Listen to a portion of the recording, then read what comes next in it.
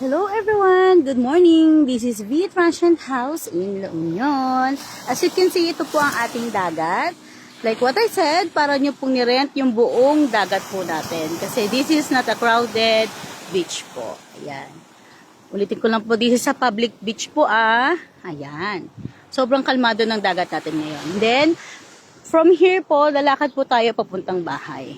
Medyo mabagal lang po yung lakad ko kasi po, para makita nyo po yung mga view. Then, ito po yung mga grapes natin dito. Ayan. Mga grapes. Ayan po, grapes, grapes, grapes. Oh my God, so beautiful. So, ito ang ating grapes farm here in Bagbag, Bawang, La Union. Ayan po. Ako sa grapes farm po. Ayan, after nyo pong maligo ng dagat, after nyo magstay sa bahay, pwede po kayo mag-grape picking experience dito. Then may mga ibang gulay din po tayo mabibili dito, bukod po sa ubas, may mga tanim din po tayong gulay.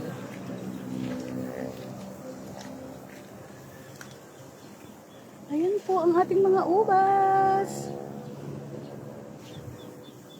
So, tayo na po't maglakad. Try ko, natutok pa ako. Yan, ito po yung pinaka-grapes farm natin, no? Lalakad po tayo papunta sa bahay. Yan. Pag pumunta po kayo dito, puro grapes farm lang din po yung makikita nyo.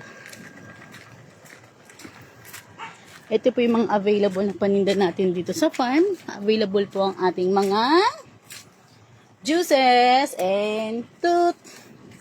Yan, available din po yan ang mga sukang Ilocano. Okay, lakad tayo. Yan pong nakikita nyo pong yan, hindi po yan sapa. Bahalang po yan. So, we have patola here. Pero as of now, natuyot na yung ano niya. Natuyot na yung mga gulay. Then, meron tayong ditong upo. Kung gusto nyo ng mas malaking upo. Oy, gusto ng malaki. Char! Ayan. So, etong puno na to, this is a duha tree. Sobrang tamis po ng mga bunga niyan.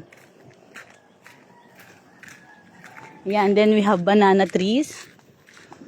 Isa po sa pinakamagandang part dito, yung madadaanan po natin, yung mga bonggambila.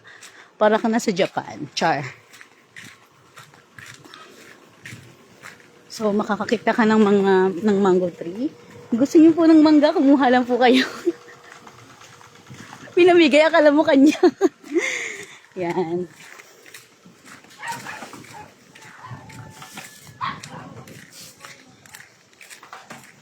Yan. Napakaganda.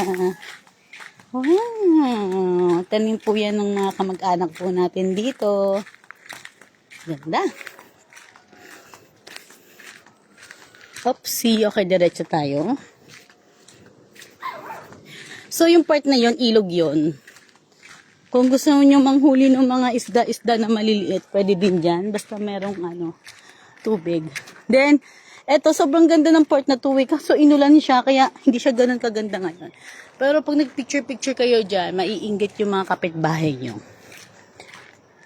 So, another grapes farm.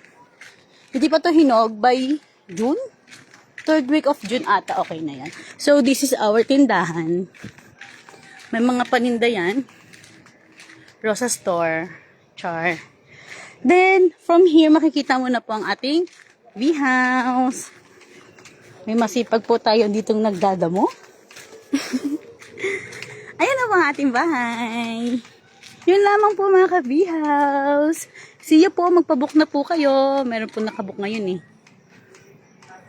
Bye-bye!